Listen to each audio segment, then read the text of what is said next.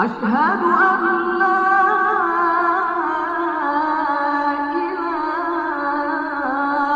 إلا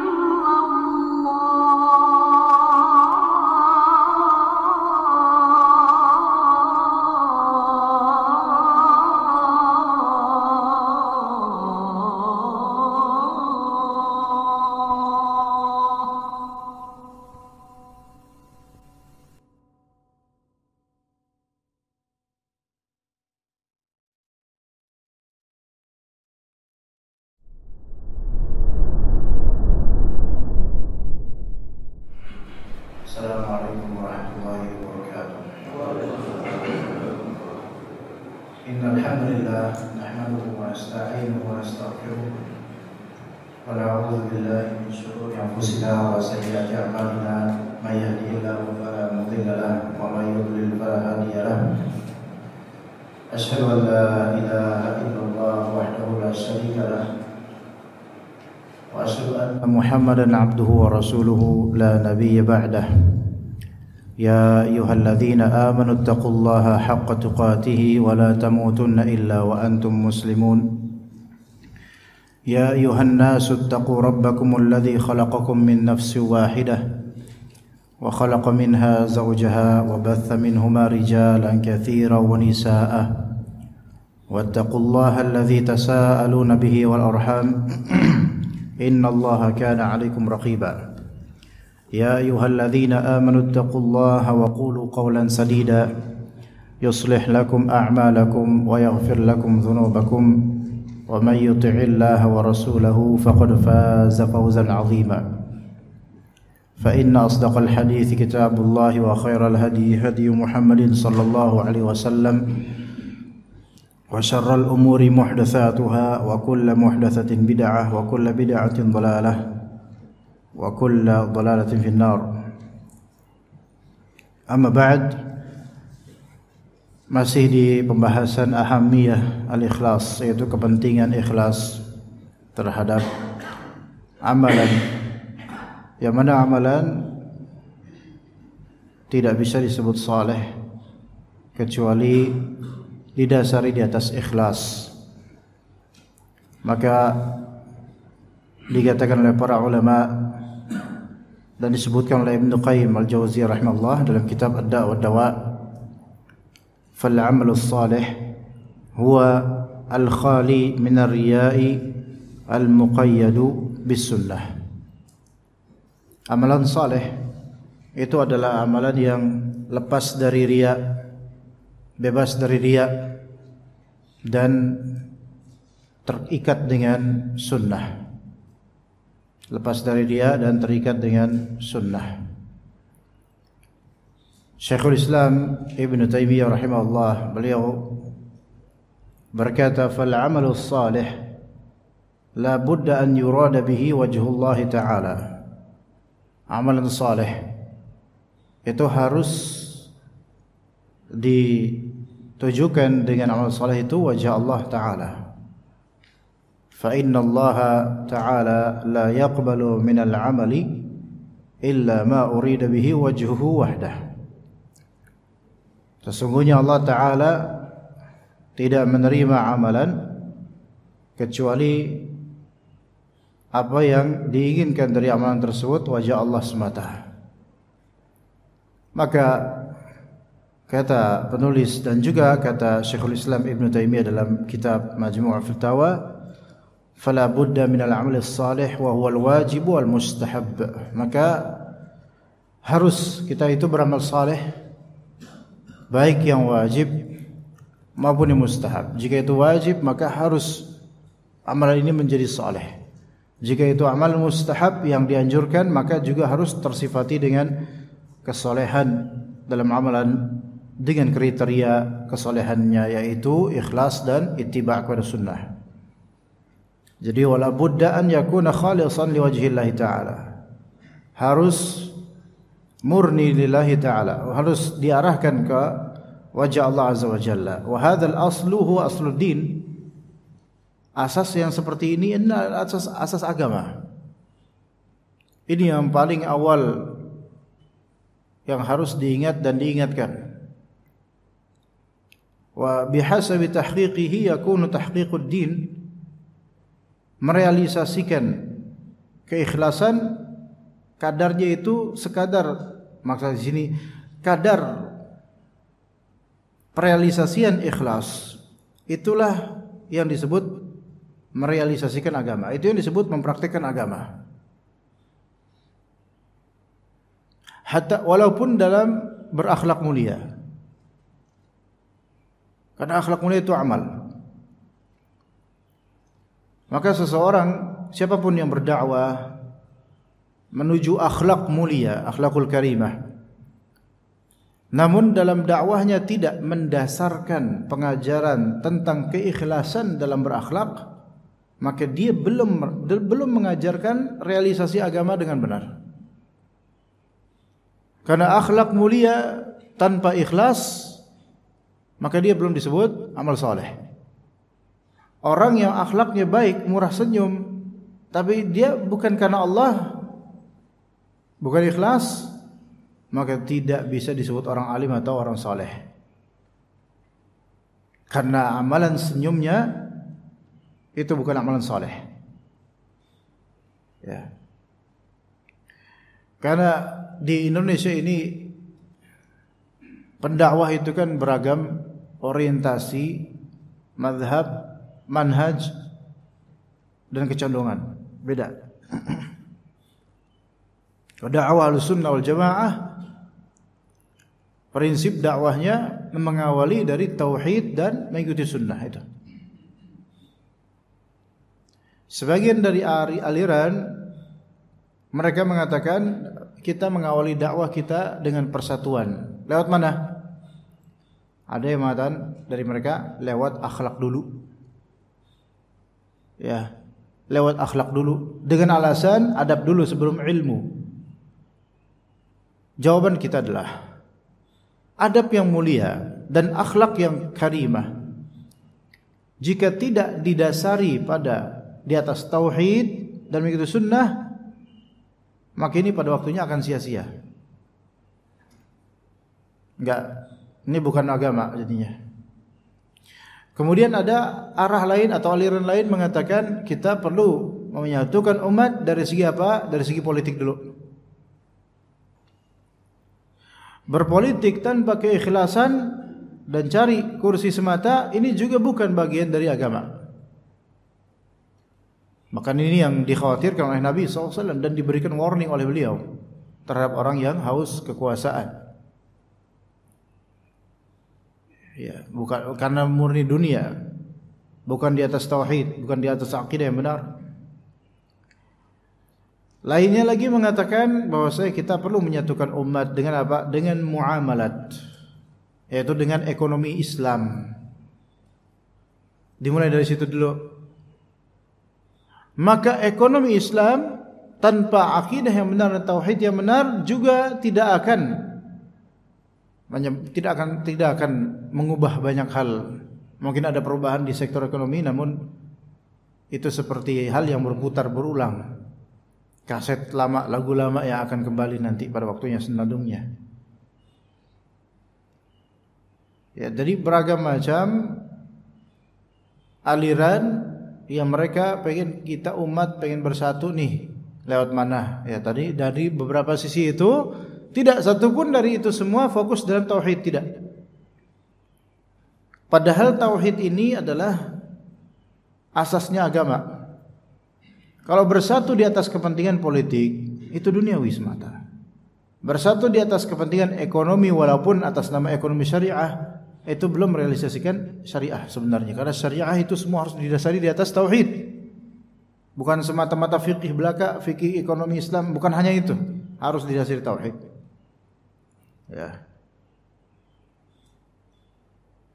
Kemudian berkumpul di atas akhlakul karimah, yang penting akhlak dulu. Betul, akhlak penting, namun betapa banyaknya orang yang berusaha berakhlak baik bukan karena Allah, maka tetap aja dia akan keluar wajah aslinya pada waktunya. Jadi merealisasikan tauhid, kadar merealisasikan tauhid itu sebagaimana kadar pula keagamaan dia. Mau orang belajar fikih sampai hafal matan dan meletok pun, kalau dia tidak faham tentang tauhid dengan benar, maka bisa sia-sia itu pelajarannya. Beneran bisa sia-sia. Coba dia belajar tentang taharah begitu detail, tentang salat begitu detail, tapi masih juga istighatsah ke kuburan keramat. Apa artinya terus dia salat? Apa artinya coba? Dia belajar fikih muamalat sampai menjadi pakar expert dalam fikih ekonomi Islam, namun masih tawasulan ke mayit. Apa artinya terus kepakaran dia? Jadi betapa banyaknya manusia yang berusaha menuju Allah tapi dengan cara yang bukan dari pintunya, tapi dari pintu belakang atau dari genteng. Sementara Islam ini agama siratal mustaqim, perfeksionis, harus lewat prosedur yang benar gitu loh. Kalau enggak pakai prosedur tauhid enggak sah. Kalau enggak pakai legalisasi sunnah tidak sah atau tidak diterima. Wa bihi arsalallahu ar-rusula wa anzalal kutub. Dengan tauhid itu, dengan alasan tauhid, Allah Ta'ala mengutus para rasul. Allah Ta'ala menurunkan kitab-kitab. Wa ilaihi da'ar rasulu wa alaihi jahada. Dan rasul pun berdakwah untuk menyeru kepada tauhid dan berjihad di atas tauhid. Wa bihi amar. Dan rasul dan Allah Azza wa Jalla memerintahkan berdasarkan tauhid supaya para hambanya beribadah hanya kepada Allah. Wa fihi raghaba. Dan Allah Ta'ala memotivasi, mentarghib tentang tauhid. Wa huwa qutbud dinil ladzi taduru alaihi rahah. Jadi ini adalah kutubnya agama, yaitu pusatnya. Karena ada kutub utara, kutub selatan, ya, sudut atau pusat, titik agama atau poin agama yang segalanya itu berkisaran padanya, gitu loh. Jadi tauhid. Makanya kata Syekhul Islam Ibn Taimiyah rahimahullah dalam Majmu' Fatawa, yanbu'ul khairi wa asluhu ikhlasul 'abdi li rabbih. Mata air kebaikan dan asas kebaikan itu yaitu ikhlasnya seorang hamba terhadap Rabb-nya. Ya.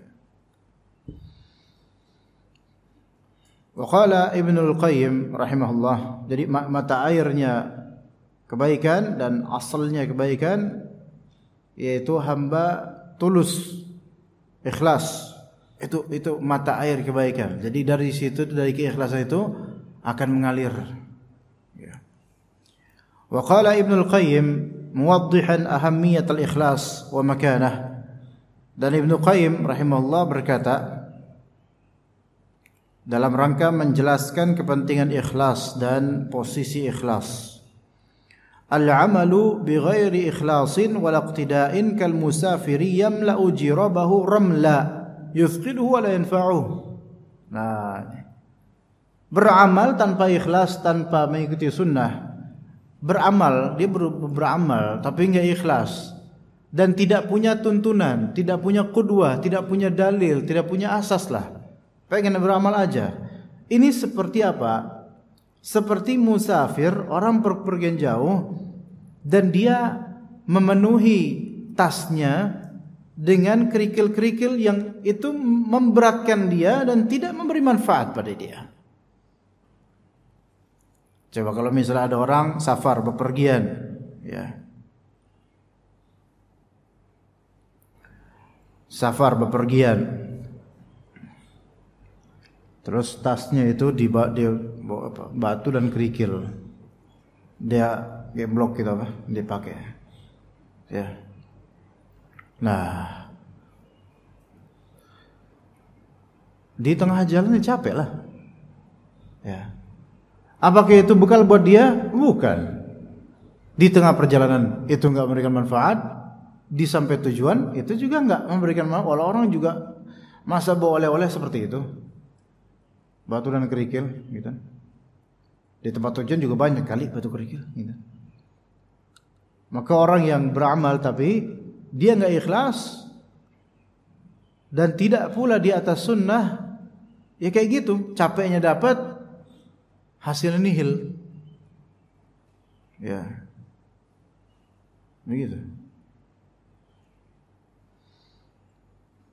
Maka sebagaimana kata Ibnu Qayyim dalam hal lain, dalam redaksi lain, idza lam tukhlis fala tata'ab. Kalau kamu memang belum ikhlas atau tidak ikhlas, maka enggak usah repot-repot.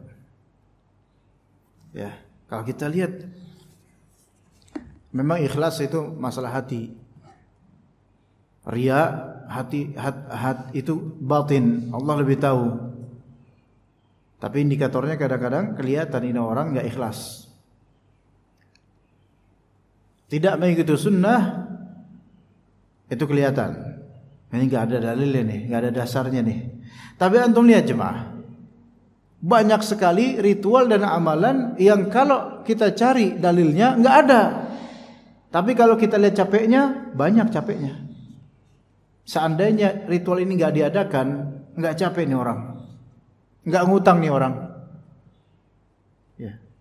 Sampai di kampung-kampung terutama ya, banyak yang demi tahlilan ngutang puluhan juta, padahal itu yang ngutang juga miskin sebenarnya, nggak perlu tahlilan, nggak perlu. Allah doain aja, nggak usah sampai mengeluarkan event seperti itu. Harus ngutang, kalau nggak gitu nanti apa kata orang. Udah menjamak dua keburukan. Pertama, ikhlas pun enggak itu. Karena apa? Dia mengadakan tahlilan karena apa? Karena orang, bukan karena Allah. Karena orang. Coba aja periksa aja hati kita masing-masing yang mungkin masih tahlil. Kita masih tahlil karena apa coba? Karena orang. Atas nama tahlil, atas nama agama, atas nama mayitnya harus didoakan. Tapi kan coba lihat, periksa hati lagi. Bisa jadi kita mengadakan ini karena nggak enak kalau misalnya saya nggak tahlil, nanti apa kata orang, dikira keluarga durhaka kita. Berarti dia beramal bukan karena Allah dong. Oke, anggaplah ikhlas karena Allah, anggaplah ya. Tapi apakah ini ada contohnya, ada qudwahnya, ada uswahnya, ada pendahulunya, ada dalilnya? Tidak ada. Dapat letihnya, minim pahalanya. Enggak diterima pula. Jadi capek. Udah gitu amalan yang udah wajib, jelas wajib, amalan yang udah jelas sunnah, ya tidak diamalkan. Yang diamalkan malah yang diada-adakan. Ini sebenarnya hidup di dunia ini mau meletihkan diri atau mau ke surga sih, gitu loh. Kalau emang cuma pengen meletihkan diri, kalau bisa meletihkanlah, letihlah dalam perkara yang memang ada dasarnya. Biar letihnya itu ada ganjarannya. Kalau letihnya di amalan yang belum tentu ikhlas, udah belum tentu ikhlas, nggak ada tuntunannya pula. Lah ini ngapain, gitu loh. Kita kok ngeliat ada orang pergi jauh, sudah ada bis yang memudahkan, dia lebih memilih jalan kaki. Udah gitu dia bawa tas yang isinya kerikil pula. Antum mau anda bilang gila tapi antum kelihatan waras. Mau anda bilang waras tapi antum tingkahnya ke orang kurang waras. Gimana? Ya walaupun nggak bisa kita bilang orang misalnya berbuat bid'ah atau tidak ikhlas langsung kita bilang orang gila, bukan gitu. Cuman ini pengkiasan. Kalau memang akalnya masih sehat, maka udah nggak usah seperti itu, udah stop seperti itu. Beramallah amalan yang ada tuntunannya dan berusahalah ikhlas, itu yang enak tuh. Ya, maka berkata Ibnu Qayyim rahimahullah, "Lau nafa'al ilmu bila amal, lama dhamma Allah subhanahu ahbaru ahli kitab." Seandainya ilmu itu memang bermanfaat tanpa amalan, maka Allah Ta'ala kok Allah Ta'ala mencela para pemuka agama ahli kitab. Ya, ahbar yaitu pemuka agama Yahudi. Ya, seandainya ilmu saja itu yang bermanfaat, walaupun tanpa beramal, ilmu bermanfaat, kalau misalnya itu tanpa amalan tetap bermanfaat, maka kenapa Allah Ta'ala mencela para ulama Yahudi? Ulama Yahudi itu punya ilmu. tapi enggak beramal. Allah cela, maka sekiranya ilmu itu terpuji walaupun enggak diamalkan, maka kenapa kok Allah mencela para ulama Yahudi? Artinya ilmu saja tapi enggak diamalkan itu tercela. Walau nafa'al 'amalu bila ikhlas lama dzammal munafiqin. Kalau amal itu bermanfaat tanpa keikhlasan, amal itu bermanfaat, maka Allah Ta'ala tentu tidak akan mencela orang-orang munafik. Tapi hakikatnya Allah Ta'ala, yang kenyataannya Allah Ta'ala mencela orang-orang munafik.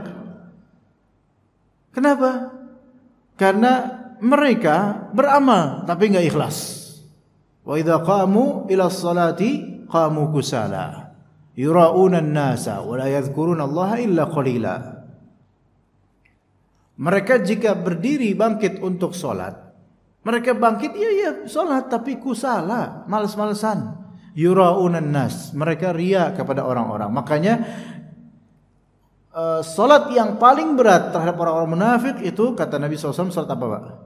Isya dan subuh. Kenapa di zaman itu kok gitu? Kenapa? Karena udah gelap.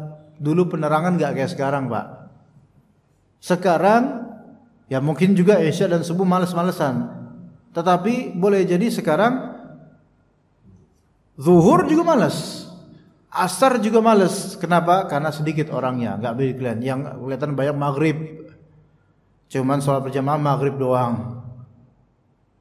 Itu kelihatan sekarang tingkah seperti kalau kita fahami hadis yang kata Nabi ini, athqalus salati 'alal munafiqin salatul isya was subh. Paling beratnya salat untuk orang-orang munafik itu salat isya dan subuh. Karena enggak kelihatan, enggak dilihat dia. Adapun salat lainnya maghrib itu masih mungkin dilihat gitu loh. Masih mungkin ketahuan tercapture ini fulan datang ke masjid. Karena di zaman Nabi, zaman sahabat itu, ya, kata para sahabat sendiri, jika kita tidak melihat seseorang dari kita salat isya di berjamaah atau salat, maka kita akan natahimu, kita curiga sama orang ini. Yang orang ini udah munafik atau belum? Atau masih muslim nih, gitu. Nah, sekarang kita ini banyak baru mau ke masjid maghrib tok. Ini amat disayangkan. Masih ada disyukuri dengan masih mau ke masjid ya. Tapi kalau ke masjid maghrib doang, kenapa? Gitu loh. Emang ada apa dengan isya? Padahal dekat waktunya. Kenapa malas ke masjid sholat isya? Lebih parah lagi, enggak pernah ke masjid kecuali Jumatan. Itu pun bisa jadi bukan karena ikhlas. Karena emang dirongrong sama maknya, diomelin sama istrinya, atau enggak enak sama teman kantornya. Ya, di gedung-gedung Jakarta ya, Jabodetabek, gedung besar. Kan kadang-kadang kan ada musola atau masjidnya, atau di basement diadakan salat Jumat. Giliran salat Jumat itu semua bererot ke masjid, Masya Allah, atau salat Jumat. Itu bagus, alhamdulillah. Pertanyaannya, kenapa baru terlihat saat sholat Jumat saja, baru berjamaah? Itu pertanyaannya. Ya. Ada apa? Kenapa hanya sholat Jumat saja ke masjid atau ke berjamaah? Ya, di sini keikhlasan diuji. Orang-orang munafik mereka ketika bangkit berdiri untuk sholat, mereka bangkit dengan malas-malesan. Yura'unan nas, mereka riya. Orang riya itu malas ketika di kesendirian. Dan kata Allah, wala yadhkuruna Allah illa qalila. Mereka tidak berzikir pada Allah kecuali sedikit saja. Sedikitnya itu pun mungkin zikirnya pas ada di toa masjid baru dia zikir. Giliran di kesendirian enggak pernah dia zikir. Enggak pernah dia zikir. Taib. Jadi kalau misalnya amalan tanpa ikhlas itu memang bermanfaat, terus kok Allah Ta'ala mencela orang munafik? Orang munafik mereka punya amalan tapi enggak ikhlas.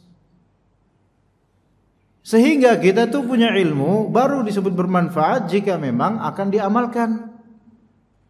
Dan kita punya amal itu akan bermanfaat jika diikhlaskan. Kalau misalnya punya ilmu tidak diamalkan, maka tidak bermanfaat. Kalau misalnya punya amal tapi tidak diikhlaskan, maka tidak bermanfaat. Ya begitu. Kemudian kata penulis hafizallah wali ahammiyatil ikhlas, dan karena kepentingan ikhlas inilah kana Nabi sallallahu alaihi wasallam yaqulu fi adbari salawat, Nabi sallallahu alaihi wasallam mengatakan di akhir-akhir di setelah salat fardu, la ilaha illallah wahdahu la syarikalah lahul mulku wa lahul hamdu wa huwa ala kulli syai'in qadir. La haula wa la quwwata illa billah, la ilaha illallah wa la na'budu illa iyyah, lahu an-ni'mah wal fadl wa lahu ats-tsana'ul hasan, la ilaha illallah mukhlishina lahu ad-din walau karihal kafirun. Lihat berapa kali dalam zikir setelah salat kita, berapa kali disebut la ilaha illallah. Berulang kali jemaah. Menunjukkan akan kepentingan tauhid, karena la ilaha illallah tiada yang berhak disembah melainkan Allah. Berarti harus apa? Ikhlas. Ikhlas. Fayalaha min martabah ma a'laha, betapa tingginya martabat ikhlas. Wa manqabatin ma ajallaha wa asnaha, betapa kedudukan yang betul-betul mulia. Wa haqiqun bi martabatin hadza sya'nuha an tunfaqa nafaisul anfasi 'alaiha wa yasbiqa as-sabiquna ilaiha. Dan untuk menggapai derajat ini, hendaklah kita apa? Nafas-nafas itu kita nafkahkan menuju tauhid. Nafas ini kan kehidupan banget. Maka hendaknya kita apa? Kita nafkahi nafas ini untuk tauhid. Dan wa yasbiqu sabiquna ilaiha, orang-orang yang pengen berlomba, berlombalah di tauhid ini. Ingat, keikhlasan itu dia berkadar-kadar, Pak. Ya, dia bukan sesuatu yang bisa di account atau dihitung. Ya. Bahkan dari zahirnya kita nggak bisa tahu seberapa ikhlas dia. Manusia itu keikhlasannya, kadarnya hanya Allah yang tahu. Iya. Gitu, Pak. Contoh, dulu waktu Wawana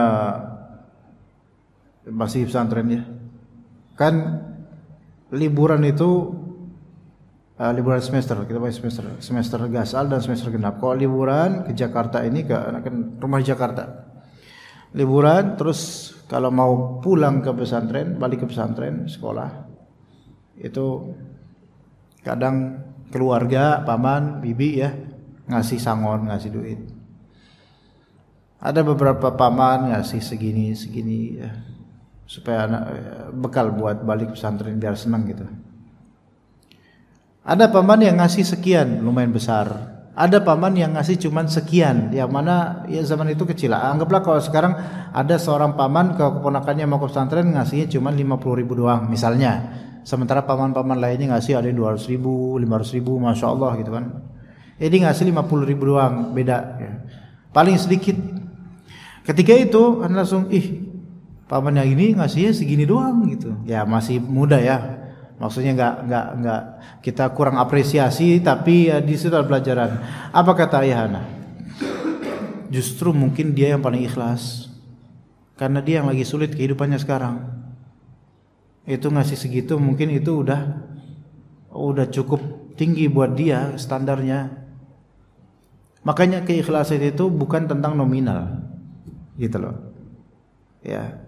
Karena ada kalanya nominal besar secara kuantiti, kualitasnya enggak ada. Enggak ada kualitas. Bisa jadi. Ya, paling buruk udah kecil nominalnya, kualitasnya enggak ada lah. Ini rempeyek, ini mah enggak ada apa-apanya. Ya. Makanya kata Abdullah bin Mubarak apa? Rubba amalin saghirin tu'azzimuhun niyah. Boleh jadi amalan itu kecil namun diagungkan, dibesarkan oleh apa? Oleh niatan. Bisa jadi.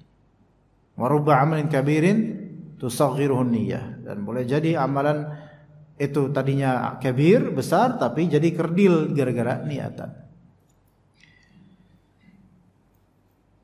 Dari kadar niatan itu Allah lebih tahu. Makanya orang yang sabiqun, orang yang pengen berlomba, berlombalah di niatan. Berazamlah. Ada misalnya 3 orang sama-sama ikhlas dalam satu amalan yang sama, sama-sama ikhlas, tapi ikhlasnya satu sama lain beda, yakin. Ikhlasnya satu sama lain beda. Ada yang mungkin tinggi, ada yang mendekati, ada yang mirip, tapi beda. Manusia itu beda. Karena kadar keikhlasan manusia aja sendiri kita nih.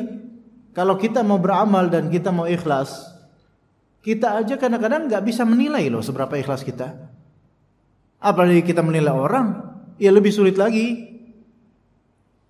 Gitu. Ya. Bahkan kadang kita memproklamirkan keikhlasan kita. Udah nggak apa-apa, saya ikhlas kok, saya ikhlas kok. Emang benar ikhlas? Belum tentu itu. Ya. Bahkan kadang-kadang kita sendiri heran, bingung. Saya nih ikhlas apa enggak ya? Itu aja kita kadang nggak tahu. Apalagi mengetahui exact atau persisnya seberapa ikhlas kita lebih sulit lagi. Apalagi orang lain. Mengetahui begitu, maka kita berlomba-lomba sempurnakan keikhlasan kita. Kalau bisa. Ya. Misal kita ngelihat jemaah masjid nih, ya. Kita melihat ada di antara jemaah masjid yang kita anggap dia itu masya Allah kalau sholat terlihat khusyuk dan memang nggak mau pamer kayaknya, dan dia bagus menjadi percontohan buat kita gitu loh. Low profile dan kalau sholat masya Allah dan tidak cinta popularitas misalnya, kelihatan seperti seolah-olah wallahu alam ikhlas. Coba balap, gimana caranya supaya saya bisa lebih ikhlas daripada dia? Ini yang dimaksud. Wa yasbiqas sabiquna ilaiha. Hendaklah kalau untuk mendapatkan martabat ikhlas, orang yang pengen berlomba, berlombalah di sini, jangan berlomba di properti atau harta, karena itu menyengsarakan, ya. Ya, begitu. Wa tuwaffaru 'alaiha al-awqat. Dan hendaklah waktu-waktu itu, masa nih kita hidup, diisi untuk ikhlas lillahi ta'ala. Dan ini berat jemaah. Bisa enggak kita itu betul-betul ngisi waktu benar-benar mostly atau dominannya untuk Allah Azza wa Jalla. Sementara sekarang kan game banyak, tontonan banyak, pernak-pernik banyak, dan semua dipermudah. Ya. Tapi ada hal untuk waktu antum bisa termotivasi untuk ikhlas ketika antum dapat musibah. Itu kesempatan untuk memurnikan ikhlas lebih besar tuh. Karena biasanya orang susah itu lebih mudah ikhlas. Orang susah biasanya ikhlasnya lebih mudah. Ya. Orang lagi enggak susah, lagi berpunya, itu biasanya ujian ikhlasnya lebih susah. Iya. Orang lagi susah, ikhlasnya lebih mudah. Orang lagi mudah, ikhlasnya lebih susah. Enggak? Ya enggak semuanya, tapi umumnya gitu. Ya. Melepas kemudahan yang Allah berikan itu berat. Berat, Pak. Ya. Makanya kita Allah, lan tanalul birra hatta tunfiqu mimma tuhibbun. Kalian tidak dapat predikat albir yang sempurna. Kalian tidak akan mendapatkan predikat kebaikan yang sempurna sampai kalian menafkahkan atau memberi dengan modal apa? Mimma tuhibbun, apa yang kalian suka. Kita suka barang ini, kita suka harta ini. Untuk melepasnya itu lebih sulit, Pak, daripada barang yang menurut kita biasa-biasa aja. Makanya orang kalau lagi, mudah, ikhlasnya lebih susah. Dan orang ketika susah, ikhlasnya relatif lebih mudah karena apalagi yang saya cari? Apa-apa susah, ya udah ke Allah aja. Gitu, Pak. Makanya hati-hati jangan menyakiti orang yang lagi susah. Karena kesian dia udah susah antum sakitin gitu. Boleh jadi doanya dia lebih terkabul daripada antum. Ya. Dan bersyukur juga kepada Allah kalau kita lagi susah. Susah perasaan, susah duit, susah ini. Bersyukur. Sebagaimana bersyukur juga ketika kita lagi mudah, bersyukur juga. Tapi cobalah bisa sampai level syukur ketika kita lagi susah. Syukur karena apa? Karena dengan kesusahan ini, untuk ikhlas itu lebih mudah. Coba kalau saya nggak dibuat susah, buat ikhlas lebih payah. Ya.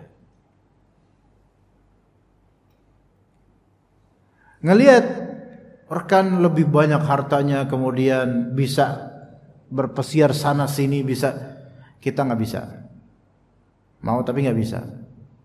Kira-kira lebih mudah mana untuk ikhlas? Lebih mudah mana untuk zikir? Lebih mudah yang lagi susah. Begitu jemaah. Jangan terperdaya dengan kemudahan. Ya, karena umumnya umat-umat sebelum umat Nabi Muhammad SAW itu hancurnya karena terpedaya dengan kemudahan, sehingga berlebihan. Maka waktu-waktu tuwaffar 'alaiha ala al-ikhlas, ala al-ibadah, ala hadhihi al-martabah. Hendaklah waktu-waktu kita itu dipenuhi, dihabiskan untuk ibadah, untuk martabah ini, menggapai keikhlasan ini. Ya, wa tatawajjaha nahwaha at-talabat, dan hendaknya permintaan-permintaan apa? Objektif ya, tujuan-tujuan itu hendaklah untuk menggapai martabat ikhlas. Wa haqiqun bil 'abdi an yunzil al-ikhlas minhu. Hendaklah terhadap hamba untuk yunzil al-ikhlas minhu. Yaitu betul-betul dia itu yunzil al-ikhlas, anzala al-ikhlas minal abd, yaitu artinya merealisasikan dan menyambut keikhlasan sehingga sampai hatinya bisa ikhlas. Maka manzilata hayatihi allati la ghina lahu anha, maka manzilah yaitu derajat kehidupannya yang tiada dia bisa lepas darinya, dari martabat keikhlasan ini. Jadikan kita itu seperti kita dan keikhlasan, kita dan tauhid ibarat ikan dan air. Kita nggak bisa hidup tanpanya. Rasanya hati ini sakit kalau nggak ikhlas, dan memang sakit kalau nggak ikhlas itu. Wa manzilata ghidha'ihi alladhi idza faqadahu fasada jismuhu wa halak, dan jadikan ikhlas ini manzilah seperti gizi. Keikhlasan itu ibarat gizi yang jika kita kehilangan gizi keikhlasan, maka kita kehilangan kehidupan. Sebagaimana kalau jasad kita kehilangan gizinya, maka rusaklah jasad kita dan bisa mati. Dan memang ketika amalan kita dipupuk dengan gizi ikhlas, endingnya sakit hati. Ya, endingnya sakit hati, dunia atau akhirat. Kalau amalan kita untuk cari perhatian orang, endingnya baper. Iya, karena kita tidak membuat manzilah keikhlasan di amalan kita seperti gizi. Orang kalau misal keikhlasan hilang, seperti gizi hilang. Maka kalau orang nggak ikhlas, seperti gizi buruk dia. Orang yang punya gizi buruk, gimana sih gizi buruk itu? Ya kan kelihatannya cacat, nggak enak, nggak baik, nggak elok dipandang. Orang nggak ikhlas juga kayak gitu. Wa bimanzilatil ma'i 'inda syiddatil 'atash. Dan juga jadikan keikhlasan itu semanzilah seperti air ketika lagi haus-hausnya. Artinya jadilah orang yang kehausan akan ikhlas. Sehingga ketika sudah berusaha ikhlas, itu lebih tenang. Sebagaimana orang kehausan ketika mendapatkan air, dia lebih nyaman. Ya. Dan kita menghadapi banyak tantangan, musibah, ujian. Kalau ketika dia ujian untuk ikhlas, ya, ikhlas dalam beramal di tengah-tengah ujian, itu tuh seperti kita yang tadi tiba-tiba padang pasir, itu seperti berada di taman-taman yang lebat, indah, ada airnya, tinggal minum, gizi-gizi tinggal konsumsi. Kenikmatan pemandangan itu karena ikhlas. Padahal lagi di tengah-tengah padang pasir ujian, gurun ujian. Ya. Jadi bisa terciptakan apa? Ada raudhah, ada taman surgawi di kalbu, padahal di tengah gurun ujian yang begitu terik dan panas. Ya. Coba kalau misalnya kita naik motor, panas di keadaan ini panas. Panas. Kalau hati antum juga panas, enak gak naik motor? Kesel rasanya. Pengen minggir aja dah. Istirahat dulu sampai nggak panas lagi. Udah terik, hati panas lagi, ya kan? Buka kaos, buka jaket dah. Pakai kemeja atau kaos saja. Ada nggak efeknya? Ada. Hati tetap panas, kulit makin menghitam. Udah hitam, dihitamin lagi gitu. Double hitam. Efeknya kelihatan pas sampai rumah. Habis dari sawah kok hitam banget gitu. Hitam. Tapi kalau misalnya nih lagi naik motor, panas siang hari, tapi hati tenang, zikir, nggak risau apa, zikir. Sepanasnya itu, ujian besar panas itu seperti nggak kerasa, tiba-tiba nyampe aja, dan keringetnya nggak sebegitu banyak, karena hati tenang sehingga hati tidak mengomandoi jasad untuk bersikap respon terhadap respon yang negatif, enggak. Jadi keringatnya nggak begitu banyak. Tuh bisa seperti itu. Iya. Jangankan yang kayak gitu, yang nyaman aja di mobil, kalau hati gusar, tin ya. Orang salah dikit, ngomelin tuh. Ya. Wah, kesel, cepat keselnya, sensitif. Tapi kalau misalnya udah nyaman, hati tenang, ya, ditabrak juga ikhlas mungkin gitu. Kalau itu sih kayaknya enggak deh. Ya, kalau ini enggak, karena dia punya hak ya. Nah, juga jadikan manzilah ikhlas seperti manzilatil libas fil harri wal bard, seperti derajat libas, pakaian ya, di al-har, di masa panas atau di masa dingin. Maka fanas'alullaha azza wa jalla alladhi biyadihi mafatihu kulli khair an yaftaha alaina khazaina rahmatih wa yaj'alana min ahli al-ikhlasi bimannihi wa karamih. Maka kita memohon kepada Allah azza wa jalla yang di tangannya ada kunci-kunci segala kebaikan untuk membukakan atas kita khazain, yaitu khazain jamak dari khazina atau khizanah, lemari atau persembunyian, persediaan rahmatnya. Wa yaj'alana min ahli al-ikhlas, dan semoga Allah menjadikan kita sebagai orang-orang ahli ikhlas dengan karunia dan kemuliaan dari Allah azza wa jalla. Ini kajian tentang ikhlas berulang-ulang dan kita sudah paham umumnya. Tapi kenapa tetap perlu untuk suarakan? Ya, karena jarang kita bisa ikhlas benar-benar, jarang. Makanya khawatir di akhirat ini seberapa amal kita yang diterima oleh Allah azza wa jalla. Sementara kata salaf, wal ikhlasu aziz, ikhlas itu jarang. Maksudnya bisa ikhlas sempurna itu jarang. Allah Ta'ala menerima amalan kita itu karena rahmat Allah. Ya. Sementara ikhlasnya kita itu jarang dan susah. Apalagi di zaman sekarang ketika ada media sosial.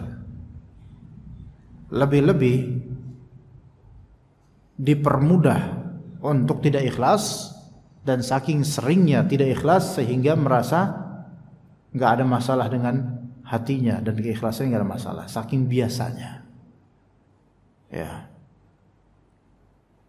latihlah diri kita untuk ikhlas dengan misal memiliki beberapa amalan sunnah yang sirri, yang tidak diketahui dan tidak diceritakan ke makhluk. Latihlah itu. Dan latihlah lisan untuk menahan diri dari menceritakannya kepada siapapun walaupun istri. Itu melatih itu. Latihlah itu. Minimal satu amal apa kek gitu yang bisa kita istiqomah lakukan, enggak ngomong ke siapapun walaupun istri. Biasanya malah seperti sedekah sirriyah, yaitu sedekah diam-diam ke siapa gitu. Ya, transfer ke orang fakir miskin tanpa diketahui siapapun. Ya. Enggak usah lapor siapa, enggak usah cerita siapa, walaupun ke ibu kandung, ke bapak kandung, enggak usah cerita. Cukup Allah yang tahu. Latih kayak gitu, Pak. Kalau bisa rutin. Bahkan kalau bisa orang yang disedekah itu kalau bisa enggak tahu juga siapa antum. Wah, itu lebih Masya Allah itu. Dulu Zainal Abidin seperti itu, jemaah. Salah satu keturunan Ahlul Bait. Zainal Abidin rahimahullah. Di masanya ketika masih hidup. Gimana ceritanya? Ketika beliau menjadi tokoh umat ketika itu, banyak orang-orang fakir di pagi harinya ketika buka pintu rumah ada makanan, modal buat masak, sedekah entah dari siapa, sekarung, bayangin sekarung. Itu banyak tuh yang dapat tuh orang fakir miskin saat itu. Ya. Orang-orang fakir ini mereka tidak ada yang tahu nih siapa yang naruh sini. Gitu. Enggak ada yang tahu. Subhanallah. Ya. Suatu hari Zainal Abidin rahimahullah wafat. Ini Zainal Abidin salaf ya. Kalau Zainal Abidin, Ustaz Zainal Abidin beda lagi ya. Jadi jangan, karena kadang kita itu nggak ngerti kalau Zainal Abidin dikira apa yang tergambar Ustaz Fulan nih kayaknya nih. Enggak, ini Zainal Abidin di zaman salaf, beda orang. Nama aslinya Ali ya. Maka di sini Zainal Abidin wafat pada suatu hari. Setelah wafatnya Zainal Abidin, ketika dimandikan tuh, maka tampak di punggungnya bekas-bekas goresan-goresan lebam atau semisal itu dah. Loh, ini apa kok ada goresan-goresan kayak luka-luka gitu. Ya. Dan semenjak wafatnya Zainal Abidin, orang-orang fakir miskin itu tidak lagi mendapat suplai makanan dan bahan makanan pokok. Akhirnya mereka semua tahu bahwasanya selama ini yang diam-diam mengasih kita adalah si Zainal Abidin ini, Masya Allah, rahimahullah. Tuh. Ya, berusaha ikhlas, bahkan orang yang diberi itu sampai nggak tahu. Bisa nggak kita punya amalan, dan itu rutin, boleh jadi tiap malam. Bisa nggak kita punya amalan seperti itu? Ya, yang mana tidak seorang pun mengetahuinya. Bahkan yang diberi sedekah juga tidak tahu. Ya. Ajaibnya sebagian salaf tuh saking suka dengan sedekah sampai ada yang di antara salaf seorang ada yang dia menyiapkan bawang atau semisalnya, dia pengen satu hari minimal dia sedekah satu bawang atau semisalnya. Ya. Dan tentu mereka nggak pamer untuk itu. Ya.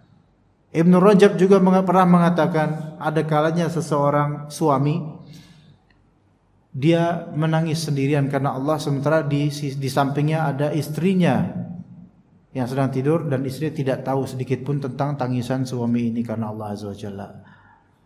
Ada nggak di antara kita yang bisa menangis sendiri karena Allah Azza wa Jalla? tanpa diketahui siapapun dari manusia. Sedekah, menangis karena Allah, kemudian berbuat ihsan kepada binatang tanpa diketahui siapapun, dan berzikir tanpa diketahui siapapun.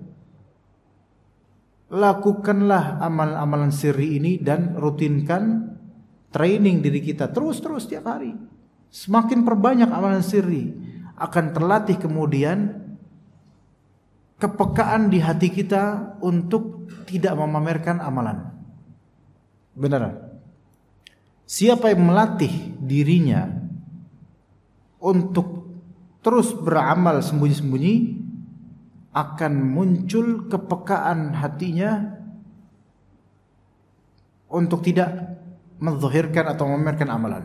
Sehingga ketika dia pamer amalan, ketika dia menzahirkan amalan, dia mungkin istighfar dan berusaha astagfirullahaladzim, khawatir amalannya tidak terima karena sudah terbiasa diam-diam. Orang yang biasa diam-diam itu pas ketahuan itu juga nggak enak rasanya. Dia lebih merasa safe dan aman ketika diam-diam, dan itu lebih afdal buat dia.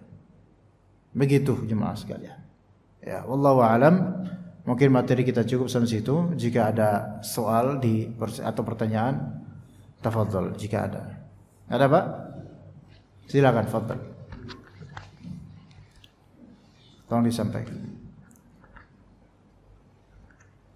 Assalamualaikum Ustaz, mau bertanya Ustaz, bagaimana caranya menghadirkan ikhlas itu di dalam hati Ustaz?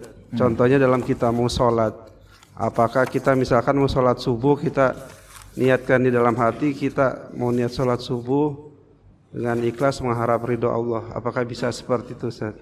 Terima kasih Ustaz. Bagaimana kita menghadirkan ikhlas di hati kita? Dengan sampel perbuatan apa? Sholat. Ya gitu ya. Dengan sampel perbuatan yaitu sholat. Dan di kitab ini disebutkan beberapanya, kaifiyah tahsil al-ikhlas. Bagaimana kita menghasilkan keikhlasan.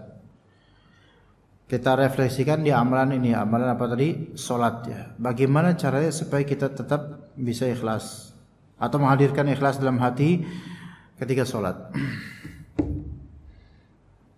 Yang paling pertama, zuhud terhadap pujian manusia.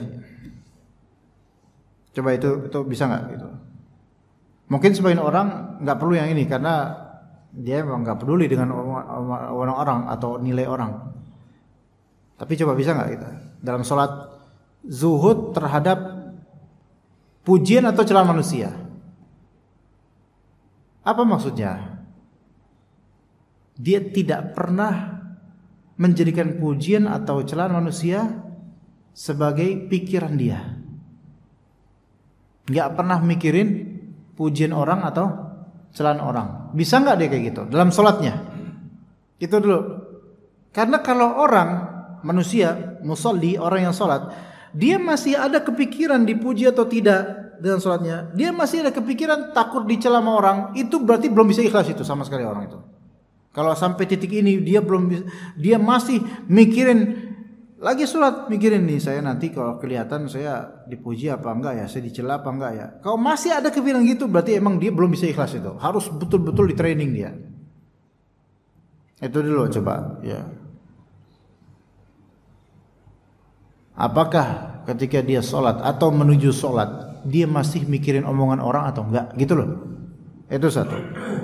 Kalau dia masih mikirin, maka harus dia training dirinya sampai dia bisa menghadirkan ikhlas. Jadi untuk menghadirkan ikhlas, yang pertama merasa tidak butuh dengan pujian atau celaan orang, itu supaya bisa hadir tuh ikhlasnya. Yang kedua tentu doa, minta sama Allah kekhusyuan, minta sama Allah Ta'ala keikhlasan dalam sholat. Nanti insya Allah akan ada suatu saat pembahasan tentang khusyuk, yang mana khusyuk dengan ikhlas itu mengharuskan satu sama lain. Kalau dalam salat kita ikhlas, insya Allah dimudahkan untuk khusyuk. Kalau kita mau khusyuk, ya harus ikhlas. Kalau khusyuk tapi nggak ikhlas, itu khusyuknya orang munafik. Cuman khusyuk badan doang, hatinya enggak. Ya. Kemudian di antara yang menunjang keikhlasan ketika salat adalah bersahabat dengan orang yang kita lihat ikhlas ketika sholat, bersahabat dengannya, atau minimal kita mengambil sampel gitu loh. Ini orang nih masya Allah kalau sholat menjadi qudwah buat saya, ya Pak. Ada yang ajaib, seorang dari kalangan lain ya golongan Muslim juga masya Allah, suatu ketika dia terkesima dengan beberapa ikhwan dari Ahlus Sunnah, dari Salafiyin di kalau nggak salah di Masjid Al-Barakah dulu ketika yang lama ya, bukan yang sekarang, yang dulu ya. Dia terkesan dengan Salafiyin ketika ada pengajian, dia mau ikut pengajian. Tapi pakaian masih pakaian ya orang yang belum kenal sunnah dengan baik. Terus dia duduk di masjid dan dia melihat seorang dari Salafiyin salat tahiyatul masjid, dan dia bilang, saya belum pernah ngelihat ada orang salat itu setenang dia. Di situ saya tuh terkesima dengan orang-orang Salafiyin. Kok rata-rata cara salatnya sama, salat kayak sama, tapi kok beda mereka itu. Seperti ada nilai kekhusyuan yang beda. Itu salatnya tuh saya ngelihat aja tuh indah banget itu salat gitu loh. Gimana kalau saya ngerasain salat kayak dia ya gitu. Ya. Gitu. Kadang kita perlu kedua. Melihat siapa yang salatnya bagus nih. Iya.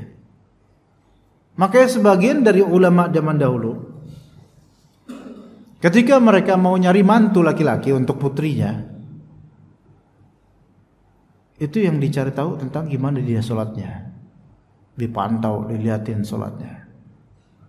Ya, kalau nggak salah ada juga diantaranya kisahnya Syekh Khalid Al-Muslih, itu mantunya Syekh Muhammad bin Utsaimin rahimahullah. Syekh Khalid Al-Muslih ini muridnya.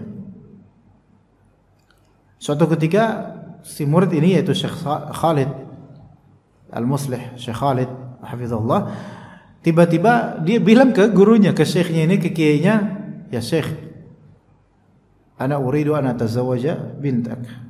Saya pengen nikah sama putrimu ya Syekh. Artinya pengen jadi mantumu ya Syekh. Itu Syekh Utsaimin diam, enggak jawab iya, enggak jawab enggak, diam aja. Ya. Selang beberapa waktu itu Syekh Khalid itu sampai bingung, loh ini diterima enggak ya, ini boleh enggak ya? Jadi enggak ada jawaban. Enggak ada jawaban. Ya. Akhirnya kemudian suatu ketika Syekh Utsaimin manggil. Dia ajak ke rumahnya akhirnya. Diterima tiba-tiba. Loh, bingung. Waduh. Kok tiba-tiba udah langsung diterima gini aja untuk supaya nikah cepat gitu. Ternyata kata Syekh Utsaimin ini apa? Setelah Syekh Khalid ini mengabarkan bahwa dirinya punya interest pada putrinya, itu Syekh Utsaimin istikharah, kemudian nanya-nanya ke ikhwan lain. Itu dia gimana salatnya? Seperti apa orangnya? Dilihat, dipantau salatnya. Yang mana enggak nyadar itu Syekh Khalid kalau misalnya dia lagi dipantau. Tuh. Ya. Ternyata salatnya bagus. Ya, dilihat. Nah, kita memperhatikan salatnya orang yang bagus itu jangan sampai ketahuan kita perhatiin, takutnya itu merusak niat dia. Tapi kita lihat, masya Allah. Jadikan itu kedua, supaya ya Allah, kalau dia memang bisa sebagus itu salat, tentu saya kan sama hamba Engkau juga ya Allah. Saya juga bisa insya Allah. Jadi ada apa? Ada qudwah, ada uswah, ada tuntunan. Nah, begitu. Ya. Dan juga yang membuat istihdar qalb itu lebih ini adalah di antaranya tentu untuk salat juga, yaitu yang tadi kita bilang aktsir minal a'mal al khafiyah. Perbanyaklah amalan-amalan tersembunyi. Yang mana amalan tersembunyi itu udah enggak mikirin omongan orang. Terbiasa melakukan amalan tersembunyi, berarti kan terbiasa enggak mikirin omongan orang karena terbiasa enggak dapat omongan orang gitu loh. Maka ketika sholat kita lebih bisa fokus dengan amalan sholat ini gitu loh. Gitu. Seolah-olah kita itu menyendiri dalam sholat ini. Ya, begitu di antara hal yang membuat kita bisa menghadirkan niat dalam sholat. Nah, dan juga posisikan seolah-olah salat yang kita lakukan inilah salat terakhir. Sehingga berusaha untuk maksimal keikhlasannya dan amalannya. Ya, begitu. Wallahu taala alam. Ya, wallahu alam. Baik. Ada lagi jemaah yang mungkin bertanya? Khalas? Ya. Ayo, fadhal, Pak.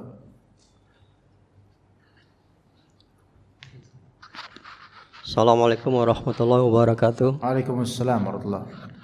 Terkait dengan yang salaf Zainal Abidin tadi, ini kalau tiba-tiba kita mendapatkan di depan pintu kita ada orang beramal, sedangkan kita Ada tidak orang apa, Pak?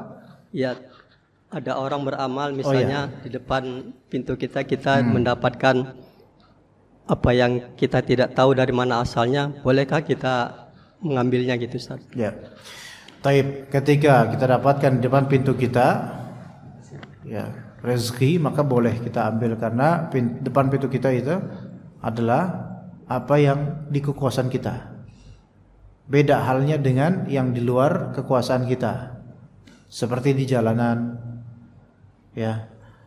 Atau mungkin di kekuasaan kita namun kita memiliki prediksi ini orang salah naruh. Nah, kalau ini mungkin jangan.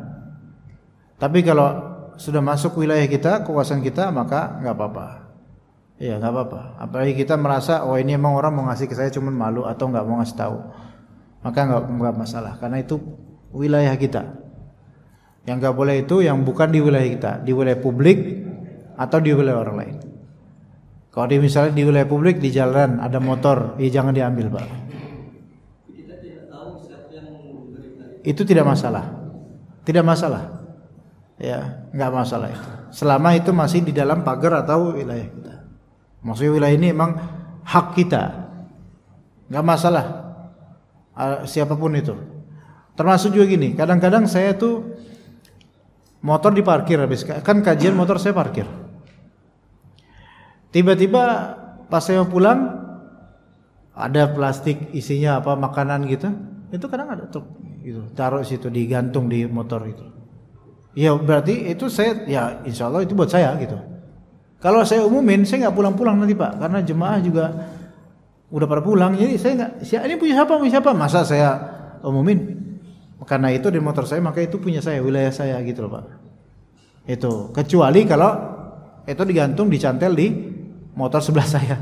Kalau saya ambil ya nyolong namanya kan. Nah gitu. Jadi ketika itu wilayah kita udah persis, udah. Kayak misalnya Bapak juga punya rekening bank. Akun ya, tiba-tiba ada yang ngirim 5 juta dan dicek nggak tahu nih siapa nih karena dari bank lain, maka apakah itu boleh buat apa? Iya boleh buat apa? Iya. Namun kalau Bapak curiga, ya kalau Bapak curiga sebaiknya hindari gitu kalau bisa curiga, gitu. Atau tanya ke orang-orang yang memungkinkan untuk transfer ke Bapak siapa nih yang kira-kira itu. Kalau curiga atau kalau tidak tenang, tapi asalnya itu boleh dikonsumsi karena ya udah masuk wilayah Anda gitu. Seperti itu, Pak. Wallahu a'lam. Ya. Oke. Oke, Pak. Ya, cukup sampai sini insyaallah. Jazakumullahu khairul jaza. Sallallahu ala nabiyyina Muhammad wa ala alihi washabbihi ajma'in. Subhanakallahumma bihamdika asyhadu an la ilaha illa anta astaghfiruka wa atubu ilaik. Wassalamu alaikum warahmatullahi wabarakatuh.